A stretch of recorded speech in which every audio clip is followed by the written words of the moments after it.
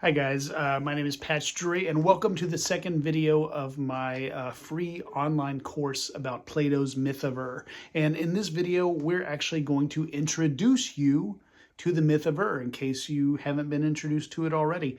And so what I'm going to be doing is I'm going to be reading an abridged version of Plato's Myth of Ur, abridged by me. And so why abridge it? Well, when Plato originally told the story, at the end of the Republic, he kind of was doing some heavy lifting with the story. He was kind of making further points about the whole topic of the Republic, which is a virtuous life versus an unvirtuous life. But he was also taking a deep dive into his ideas on cosmology and the afterlife and all these different things. And as interesting a read as those may be, and as valuable as they may be on some level, they're not what we're focusing on with this course. We're focusing on a very specific part of the story. And so to that end, I have abridged it to kind of get rid of some of the stuff that isn't helpful to our ends. Also, I'm going to get right to reading it. But before I do that, I want to kind of dive into for a second into the fact that it's called the myth of Ur. So what did Plato mean by calling it a myth? Well, there are kind of three ways to look at the word myth. There's the idea that's pretty prevalent in our culture that it's a false idea. And so you see that like in the show with the big mustachy guy, the Mythbusters. So something that's not true. That's one way of using the term myth.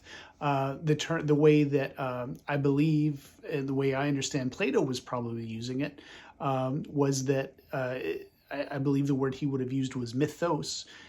And that just kind of means a story, the thing that a person is telling to you. And so the myth of Ur is like, this is the story that Ur is telling.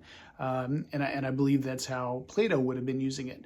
But another modern usage is kind of the Joseph Campbell usage. And Joseph Campbell believed that every myth has psychological symbolic quality, meaning even this myth that may be about Hercules or Zeus or Thor or whatever is really about something going on inside of us, something universal to humans.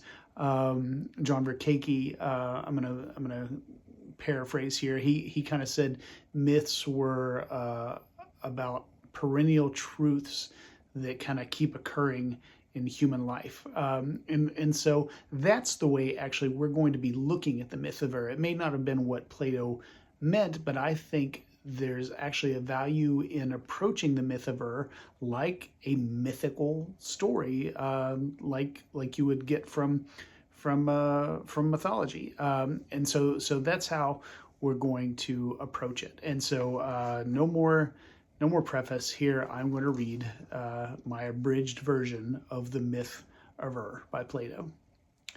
The tale to Alcinous told that I shall unfold, but the tale of the warrior bold, Ur, the son of Armenius, by race a Pamphylian, he once upon a time was slain in battle, and when the corpses were taken up on the 10th day, already decayed, was found intact. I didn't read that very clearly. Basically, Ur was killed in battle. He was an Armenian. He was killed in battle. And when they came around to pick up all the corpses after 10 days, most of them were decaying, but Ur's body was not decaying. And having been brought home at the moment of his funeral on the 12th day, as he was laid upon the pyre, revived after coming to life, related what he said he had seen in the world beyond. I'm really not reading well here. Basically, he was killed in battle. His body didn't decay, but they brought it home and they put it on a funeral pyre anyway, and he woke up on the funeral pyre and he was actually alive. And so then he started telling everyone what he saw.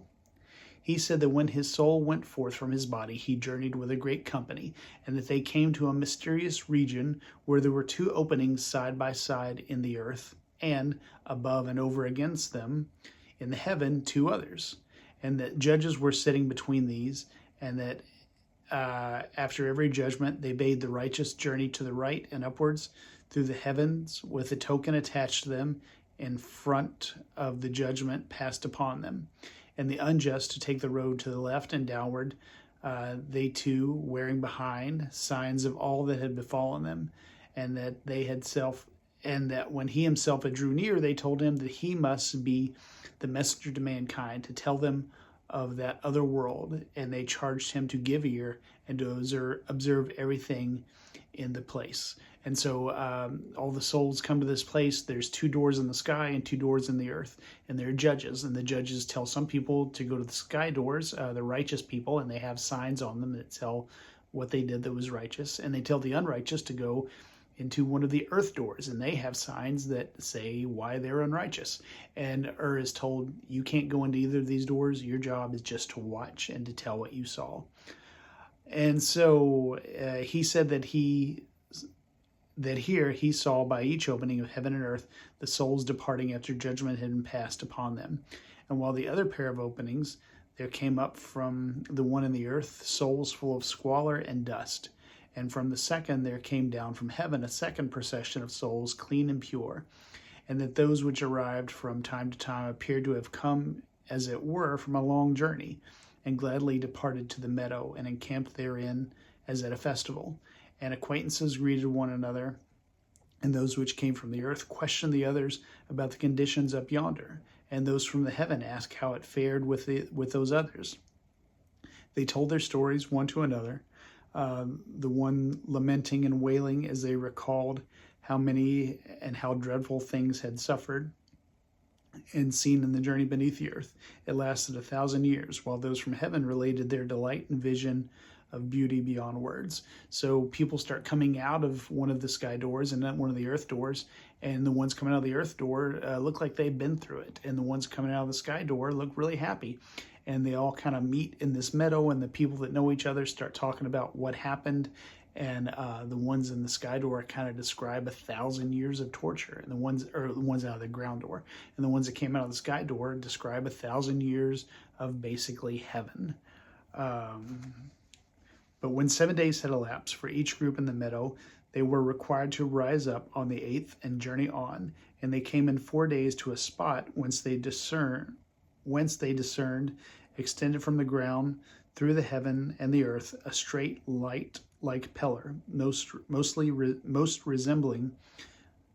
nearly resembling the rainbow, but brighter and purer.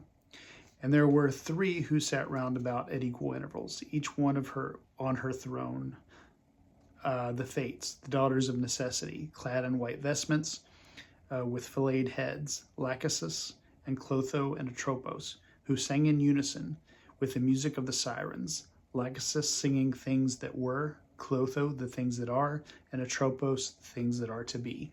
And so after 7 days of kind of hanging out in this field, they travel and they come to this big rainbow-like pillar coming out of the sky into the ground. And there's a big throne, and then there's 3 people around the throne, these 3 fates, Lachesis, Clotho, and Atropos. And one is the fate of the past, one is the fate of the present, one is the fate of the future. Now when they arrived, they were straightway bidden to go before Lachesis. And then a certain prophet spoke. This is the word of Lachesis, the maiden daughter of necessities. Souls that live for a day. Now is the beginning of another cycle of mortal generation, where the birth is the beacon of death. No divinity shall cast lots for you, but you shall choose your own deity. Let him who falls the first lot first select a life to which he shall cleave of necessity. And so basically all these souls are made to cast lots, like throwing dice, basically. And they're doing that to choose a new life. They're like, okay, this life is over. Now it's time to start a new life. And so you're going to cast lots to figure out which life you have. So saying, the prophet flung the lots out among them, and each took up the lot that fell by his side, except himself. Him they did, so they talk about except himself, him they did not permit. And whoever took up the lot saw plainly the number he had drawn. But when, to conclude, all the souls had chosen their lives in the order of their lots, they were marshaled and went before Lachesis. And she sent with each as the guardian of their life and the fulfiller of their choice, the genius they had chosen. And this divinity led the soul first to Clotho. Under her hand and her turning, the spindle to ratify destiny of his lot and choice. And after contact with the genius, after again led the soul to the spinning of Atropos, to make the web of its destiny irreversible. And then, without a backward look, it passed beneath the throne of necessity. So basically, they've chosen, or they've picked up the lot that was thrown for them, and then based on the lot they received and the life they chose, they're assigned, it says here, a genius, in other places, a daemon. So a spirit to kind of guide them and keep them on the path of the life they've chosen. So one of the sisters gives them the daemon. The next sister kind of makes the connection with the daemon permanent and makes sure, okay, this is your daemon, this is who you're with, it's got to happen. And then the last sister, it says, weaves the web of their destiny, basically. So arranges the events that is going to, with the help of this daemon, bring this life that they've chosen to fulfillment and fruition. And after it passed through that, when the others had passed, they all journeyed to the plain of oblivion, through a terrible and stifling heat, for it was bare of trees and all plants. And they were camped at eventide by the river of forgetfulness, whose waters no vessel can contain. They were all required to drink a measure of the water, and those who were not saved by their good sense drank more than their measure. And each one, as he drank, forgot all things. And after they had fallen asleep, it was the middle of the night, and there was a sound of thunder and a quaking of earth. And they were suddenly wafted thence, one this way, one that, upward to their birth, like shooting stars. Himself, he said, was not allowed to drink of the water. Yet how and in what way he returned to his body, he said he did not know. But suddenly recovering his sight himself at dawn, laying at the funeral pyre. And so Glaucon, the tale was saved, as the saying is, and was not lost, and it will save us. And so, some kind of obscure language, not helped by my poor reading, but they're assigned the daemon, and then they go on another journey through this desert, and are made to stop at these waters called the waters of forgetfulness, and drink of them. And some drink more than others, and so some forget more than others.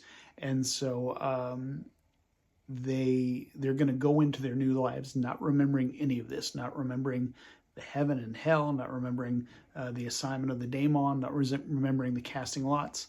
And so that's the story of Myth of Ur. That's my abridgment of it. And so basically, throughout this course, we're going to dive into this story and take it apart the same way you would interpret a mythological story. Because I believe there are perennial truths.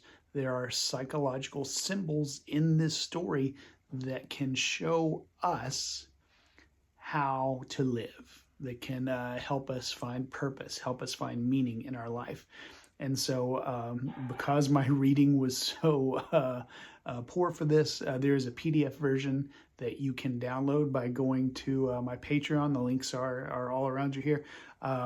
Go there and join at the cheapest level, the $1 a month level, and you can download this abridged version of the Myth of Ur so that you can have it to read and study and follow along as we go through this course.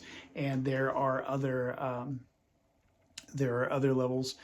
This course is kind of the first draft of a graphic workbook, which is kind of like a graphic novel and a workbook that I'm creating about the Myth of Ur to get this story out further and to more people. And so this course is kind of the first draft of that, but you can join at another level and see progress on that book as it's created.